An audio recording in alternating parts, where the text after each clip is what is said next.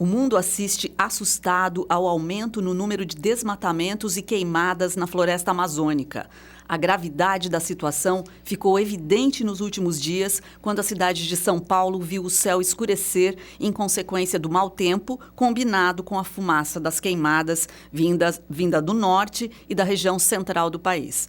Do início do ano até o mês de agosto, houve um aumento de 83% no número de queimadas em relação ao mesmo período de 2018. Os dados são do Instituto Nacional de Pesquisas Espaciais, o INPE, o mesmo órgão que foi criticado pelo presidente Bolsonaro ao divulgar o aumento de 40% nas áreas desmatadas da Amazônia somente no último ano.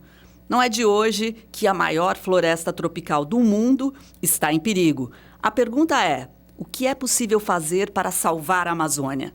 Bom, os detalhes a gente vai conversar agora aqui no Viva Voz, que já está no ar pela rádio e também pela TV Univale. E hoje quem está comigo é o acadêmico de jornalismo Wesley Durães. Oi, Wesley. Olá, Lisa, e olá para você que acompanha o programa Viva Voz. Lembrando que você pode participar do programa através das redes sociais no Instagram e no Twitter, no @VivaVozUnivale, e você pode acompanhar o que já foi discutido por aqui através do canal da TV Univale no YouTube. Você também pode curtir a nossa página no Facebook, facebook.com/VivaVozUnivale. Isso mesmo, e hoje a nossa convidada é a professora Rosemary Marenzi, professora que é doutora em Engenharia Florestal, docente nos cursos de Ciências Biológicas, Engenharia Ambiental e Sanitária e também Oceanografia aqui da Univale. Obrigada pela participação, professora, bem-vinda. Ok, eu é que agradeço. Bom, professora, é um quadro bem sério e eu acho que as pessoas estão preocupadas com o que a gente ouve e vê em relação à Amazônia. Qual é a sua análise, né? Qual é, na sua visão, a real situação da floresta amazônica hoje? Então, eu acho que a situação é aquela que a gente consegue enxergar o que é, na verdade, que a mídia está nos passando, né? A gente ouve também outros comentários, fake news e imagens que são imagens antigas, né? Mas a questão é, como você falou, que o processo não vem de hoje, né? Ele se intensificou, né, com o tempo, com a falta de fiscalização, né, de recursos para poder realmente, né, tornar efetiva essa fiscalização. Bom, que a Amazônia, a importância da Amazônia, eu acho que, como você colocou, é reconhecida, né, mundialmente, né? Nós brasileiros aqui, né, mais do que nunca, ouvimos sempre falar da questão da problemática, né, do desmate, das queimadas, né, da floresta amazônica. Então, isso não tem nada de fake news, né? Isso, na verdade, é uma realidade, né, que a gente vem vivenciando. E já houve, sim, né, políticas públicas. Na verdade, se nós temos uma legislação que ela é bastante conservacionista, e ainda bem que é, né? A gente tem que 80%, né, da região amazônica deveria ser de reserva legais, né? As propriedades, então 80% de cada propriedade deveria ter reserva legal. Reserva legal é um instrumento que possibilita que a floresta possa ser manejada, mas ela permanecer em pé, né? Ou seja, você pode ter recursos, retirar recursos não madeireiros, como frutos, sementes, né? Que os povos da Amazônia reconhecem e até tem uma sustentabilidade, né, para as populações tradicionais que utilizam esses recursos, né? Por exemplo, o guaraná, a questão da castanha, né? A castanha do Brasil, a seringueira, né? A borracha, né? E, além disso, também a possibilidade do manejo sustentável da floresta, né? Que é você poder até utilizar o recurso madeireiro, mas com um manejo sustentável. E, além disso, 20% da área poderia ser, então, utilizada por meio de agricultura, pecuária ou qualquer outro fim, né? Então, é um modelo conservacionista, mas ele não é à toa, né, que seja assim. A questão é que não se atende, né, o que a legislação estabelece e não se fiscaliza adequadamente, né, de forma que deveria acontecer. E aí resulta, né, que essas queimadas estão ocorrendo, já vem ocorrendo ao longo do tempo, mas elas vêm se intensificando, né? Tanto é que os mapas, né, demonstram que agora nós estamos aí com alguns meses, né, de 2019, já ultrapassando, né, o nível de queimada de 2016, de 2018, quando a seca, na verdade, foi maior. Né? Então, a gente não está num período de seca dos mais alarmantes para dizer a queimada é natural em função das secas. né? É em função, sim, de atividades de fogo controlado para manter pastagens, né? A gente sabe que acaba se alastrando, muitas vezes é difícil, né, manejar o fogo, mas muito é também da floresta sendo queimada, né? Com certeza. Ok. Professor, ainda continuamos abordando pesquisas. O INPE afirmou que desde o dia 15 de agosto, as imagens por satélite detectaram 9.507 novos incêndios florestais, principalmente na bacia do Amazonas. Professor, a Amazônia é berço de preservação de diversas espécies de animais e plantas. Muitas delas são únicas no mundo. Caso os incêndios prossigam por mais tempo, quais serão os maiores impactos? Então, esse é um impacto bastante, né, relevante. É a questão da perda da biodiversidade, né? Porque você tem algumas espécies que conseguem, por exemplo, ter, digamos, um melhor sucesso, né? Nesse caso das queimadas, que são as aves, que conseguem ter capacidade de voo, né? Não que todas elas, digamos, conseguem né, sobreviver, mas, digamos, né, um pouco mais, se comparar com os mamíferos, os répteis, né, que esse já tem um deslocamento mais lento e já fica difícil, né? E aí você acaba, na verdade, interferindo em toda a cadeia trófica, né? Então, você destrói as árvores que são abrigo e alimento, né, para esses animais, né? E você destrói alguns deles que são, né, parte dessa cadeia trófica. Então, você tem todo um desequilíbrio, né, a partir daí. Então, é bem grave também a perda da biodiversidade resultante desse, né, do desmate e das queimadas. Agora, professora Rosemary, eu abri o programa falando desse episódio, desse momento tão dramático, né, em que na cidade de São Paulo, que já é empoeirada, cinza, conseguiu receber, então, uma grande quantidade de fuligem, enfim, desse material proveniente das queimadas. E ali a sensação que a gente tem é verdadeiramente que o mundo é um só, que o planeta, na verdade, ele dialoga, as várias partes estão realmente interligadas, né? Então, explica melhor para a gente qual a importância da Amazônia. A gente sempre ouve, a Amazônia é o pulmão do mundo, né? Tem alguns provérbios, alguns, enfim, dados que a gente ouve há muito tempo. Qual é a importância, então, da Amazônia para o equilíbrio ambiental do planeta, enfim? Sim. Então, entre todos os serviços, né, a gente diz serviços ambientais ou serviços ecossistêmicos, que são aqueles que trazem benefício para nós, a gente poderia destacar que talvez o maior de todos na floresta amazônica é realmente a regulação do clima, né? Então, o que ocorre, né? Você tem uma densidade de vegetação, né, que evapotranspira, né? Então, essa evapotranspiração dessa vegetação acaba formando nuvens que formam as chuvas, né? Então, ela contribui na questão da regulação do clima, propiciando a chuva, né? Então, esse digamos assim, uma das funções, né? A chuva geral no planeta todo? Pelo menos assim, né? Numa grande área de influência, né? Com certeza, uma grande área de influência que acaba, né? Em função dessa grande reserva. Porque quando a gente fala da reserva amazônica, a gente não fala só da Amazônia também no Brasil, né? Sim, claro. Então, a gente tem a maior densidade de floresta, né, do planeta, porque aí a gente envolve os outros países também, né, da América do Sul que tem a floresta amazônica. Mas, enfim. E uma outra questão também importante, né, que é a questão do resgate do carbono, né, do resgate do carbono do CO2 na atmosfera, né? Porque muito do que a gente produz, inclusive as queimadas, né, o resultado da queimada também é o monóxido de carbono, né? E o CO2, monóxido e dióxido de carbono, que a gente produz quando a gente utiliza os automóveis, né, as indústrias e a própria queima, né, da floresta ou de qualquer prática de agricultura, né? Enfim, então esse CO2 na atmosfera, né, ele faz com que haja uma dificuldade, né, da questão de você ter digamos, um ar mais respirável, né? Então, a floresta acaba, ela tem essa grande função de absorver esse CO2. Como que ela absorve, né? Por meio da fotossíntese, né? Ela precisa do CO2 para produzir a fotossíntese, né? Essa é uma função. A outra grande função, ela produz oxigênio, porque a floresta, né, todas as espécies respiram como nós, né? E então, por outro lado, ela precisa do oxigênio também, porque ela também precisa respirar, né?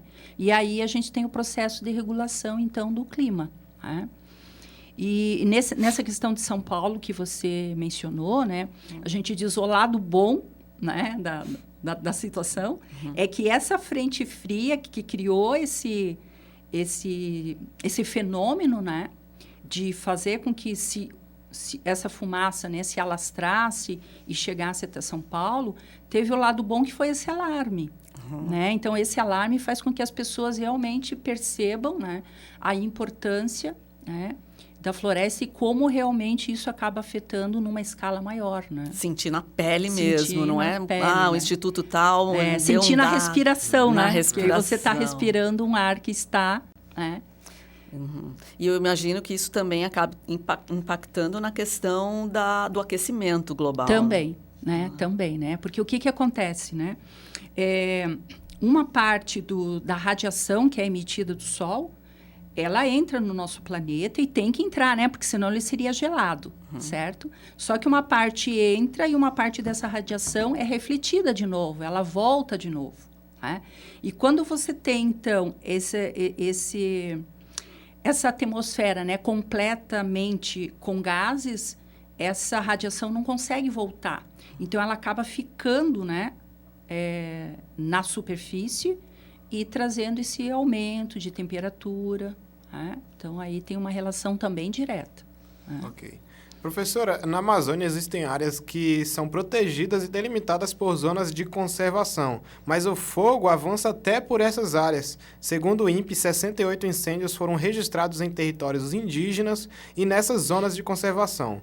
Professora, a que se deve tamanho descontrole dessa situação? Então, é que essas unidades de conservação, assim como as reservas de indígenas também, são grandes áreas extensas, né? Então, é difícil você realmente controlar o fogo, né, depois de instalado, né? Então, você tem que ter, na verdade, uma tecnologia e equipes, né, preparadas para isso, né?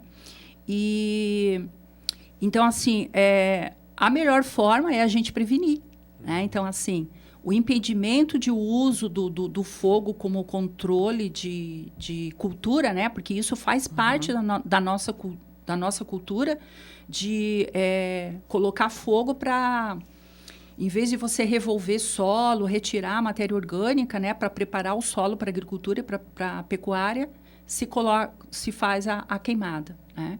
E aí, isso num período como esse agora, né, de inverno e que é seco, eu falei, a seca não é das mais alarmantes que a gente tem, mas a gente está passando, né, por sempre, o inverno é sempre mais seco.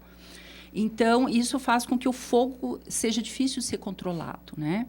Mas o fato, como a gente colocou, né, das queimadas de floresta mesmo, com fins de abertura de áreas, né, para agricultura e para pecuária, então isso só torna muito mais difícil a gente ter esse controle, né? E isso avança, né? Avança para as áreas protegidas, né? Porque a gente não tem um efetivo, né, bom para combater incêndios e mesmo que tivesse, é sempre muito difícil. Então, o melhor é realmente a gente prevenir, né? Bom, intervalinho para absorver todas essas informações. A gente já volta a conversar com a professora Rosemary Marenzi.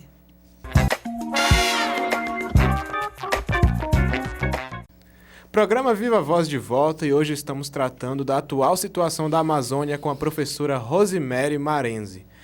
Professora, em declarações, o presidente Jair Bolsonaro deixou bem claro que desacredita dos dados citados pelo INPE relacionados ao desmatamento, colocando em descrédito todas as pesquisas científicas feitas no Brasil. Professora, você como pesquisadora, o que pensa sobre a atual situação da ciência brasileira e em que isso pode resultar?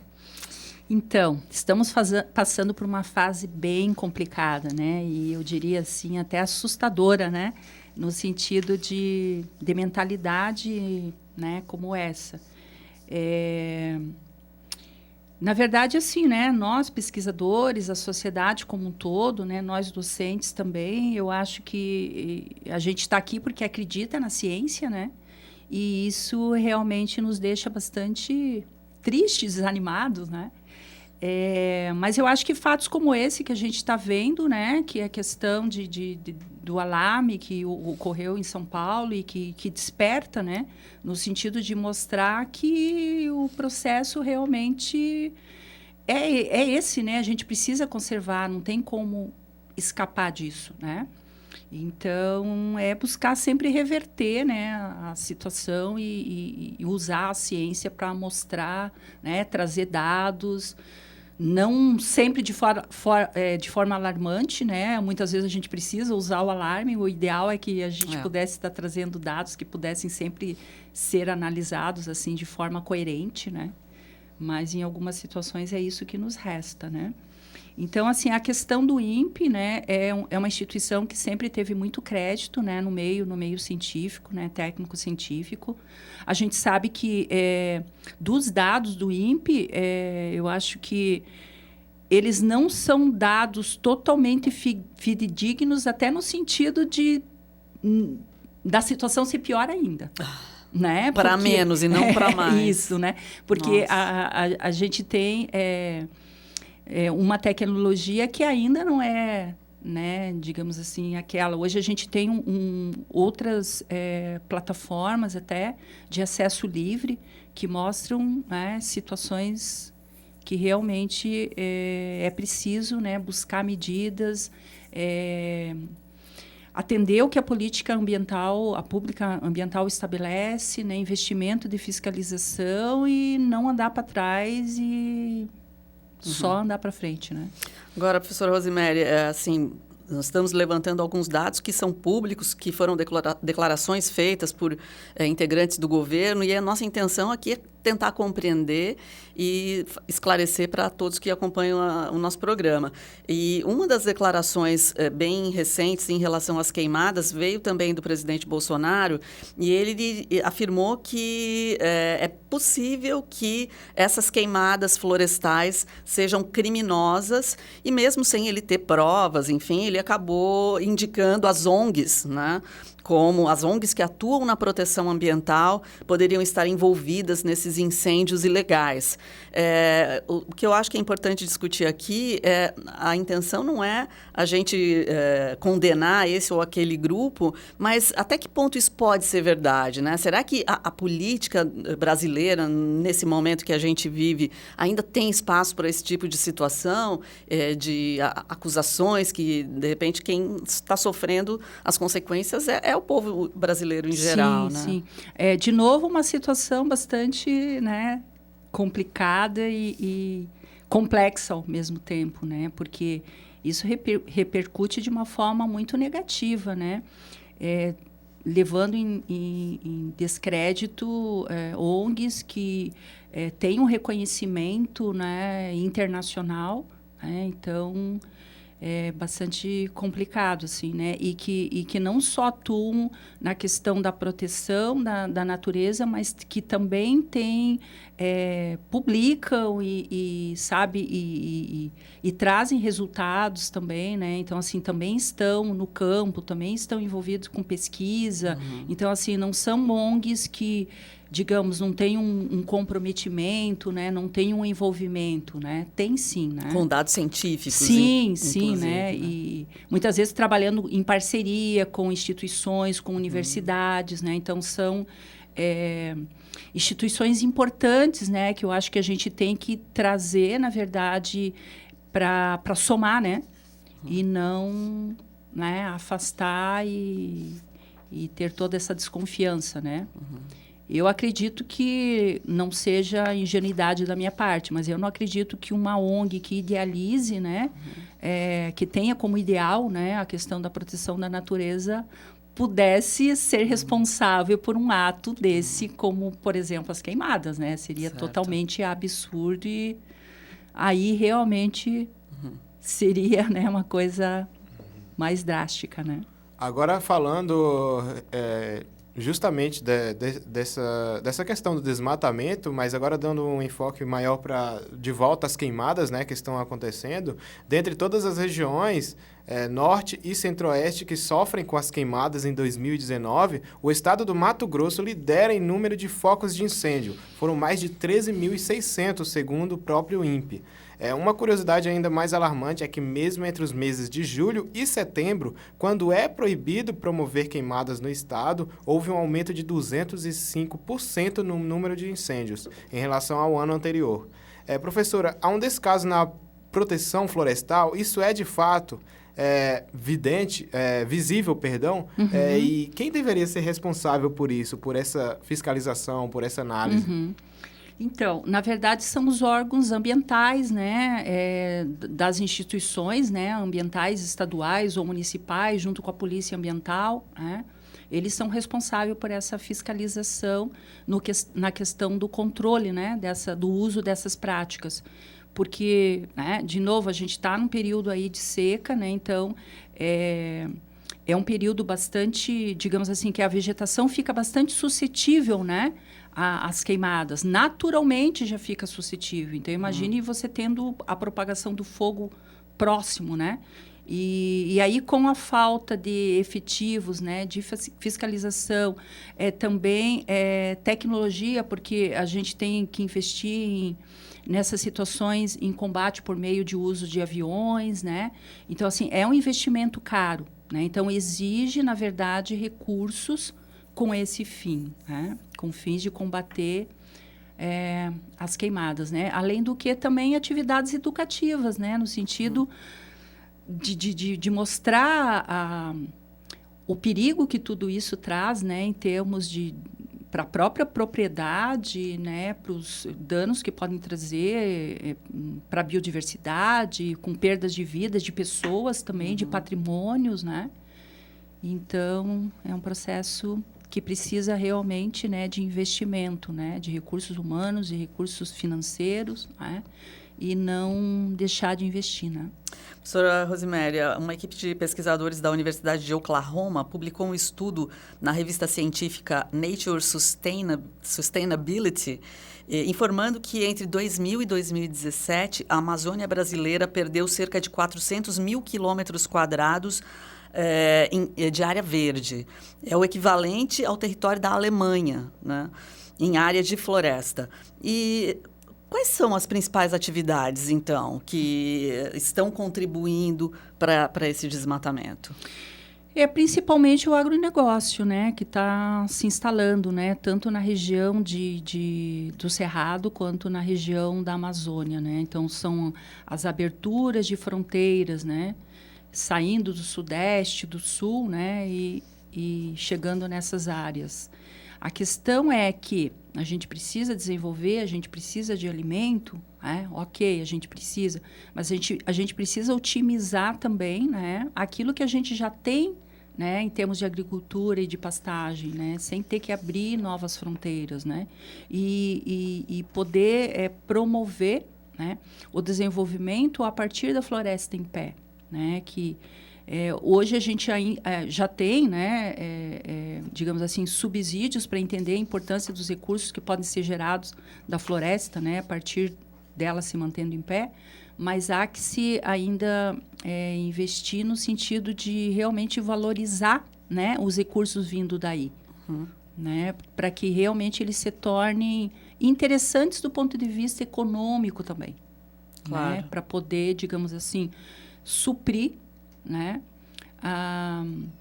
digamos assim, esse estímulo que hoje, né, está se dando para o agronegócio. Agora, eu acompanhei uma recente reportagem no programa Fantástico da Rede Globo que mostrou cenas de garimpo na Amazônia, em terras indígenas. E ali existia um amplo rastro, né, de poluição, com áreas bem degradadas pelo garimpo. Será que isso é mais uma outra agressão, outra forma de agressão? Pode ser, né? O garimpo também não é de hoje, né? Nessas regiões. Então, é uma outra atividade bastante ameaçadora também, né? Eu diria que a mineração é a atividade que mais deixa impactos negativos, né? Porque são áreas que fica difícil você reverter. Porque você normalmente chega no solo, no subsolo, né? Então, para você reverter um ecossistema que foi alterado em função de uma atividade de mineração, você precisa recuperar a geologia e o solo. E isso só se dá em tempo geológico, não na nossa escala humana. Então, é bem complicado e um dos motivos pode ser também, né? A queimada também com esse fim, mais um. Em relação a essa declaração, a sua declaração, chega a ser unanimidade entre a comunidade científica brasileira, inclusive o professor do Departamento de Ciências Ambientais do Instituto de Florestas da Universidade Federal Rural do Rio de Janeiro, o professor Jerônimo Sansevero, ele comentou que a floresta destruída nunca voltará a ser como antes. Professor, você concorda com isso, né? E explica pra gente por que essa área não pode mais voltar a ser o que era. Então, eu acho assim que depende, né? Por exemplo, se você tiver um corte raso da floresta e logo abandonar, né? Não que eu esteja estimulando que haja corte raso, né? Mas você cortar e logo abandonar, aquele solo se manter, né? Eu acho que ela até pode voltar, desde que você tenha as espécies, né, que estão por ali com a dispersão, as aves vão poder dispersar aquelas sementes que estão por ali. Agora, quando você altera o solo, né, aí fica difícil, né, porque você, na verdade, tem que recuperar o solo. E o solo demora milhões de anos, né, para se formar, né? O solo, para se formar, ele depende de uma geologia, né? Uma rocha que vai se formar trazendo solo. Imagina. E aí fica bem difícil, né? Daí realmente fica muito complicado formar de novo essa floresta, né? Para a gente ir fechando essa conversa, últimos levantamentos aqui que o Wesley estava fazendo, até o momento 4 governos estrangeiros e a União Europeia se ofereceram para ajudar a combater os incêndios na Amazônia brasileira, né? Então, é claro que é um alerta internacional sobre essa situação da floresta amazônica que tem, então, promovido aí esses atos solidários, né? E, enfim, há um interesse real dessas outras nações na preservação da Amazônia. Por que o Brasil não faz o mesmo, professor? Então, eu quero acreditar, né? Eu quero acreditar que há, sim, né, um interesse real, né? E é entendido por quê, né? Porque a Amazônia acaba sendo, né, como você colocou, pulmão do mundo, né? No sentido de... pode ser o quintal, o jardim, né, de muitos países, no sentido de realmente ali ser uma reserva, né? Quando a gente fala o Brasil, né, acho que também não dá para generalizar, porque a gente mesmo vê os movimentos que estão começando, né, em termos de reação, né, a isso também. Então, eu entendo que a gente tem grande parte da sociedade, né, entendendo essa problemática, querendo se mobilizar, né? Mas ainda, né, há que se trabalhar no sentido de uma melhor percepção de forma realmente universal, né? Que todos os brasileiros consigam entender, né, a importância e que seja humilde também no sentido de acolher, né, essa ajuda financeira, porque nós não estamos com essa bola toda de dizer que nós não precisamos desse recurso, né? Certo. Perfeito. Bom, espero que seja um susto que sirva para alertar todos nós, né? Sim. Sobre a importância desse espaço que vive no nosso imaginário, né? Com certeza. Professora, muito obrigada mais uma vez. Eu é que agradeço. Conversamos, então, com a professora Rosemary Marenzi, que é doutora em Engenharia Florestal, docente aqui em vários cursos da universidade. Obrigada mais uma vez. Muito obrigada, professora. E você que quer participar do programa, você pode chegar nas redes sociais, no Instagram, lá no @VivaVozUnivale e mandar uma mensagem. Você ficou com alguma dúvida relativa ao papo de hoje? Pode perguntar lá também que a gente encaminha para a professora e a gente responde. Muito obrigado. Tchau, tchau. Tchau, gente. Até mais.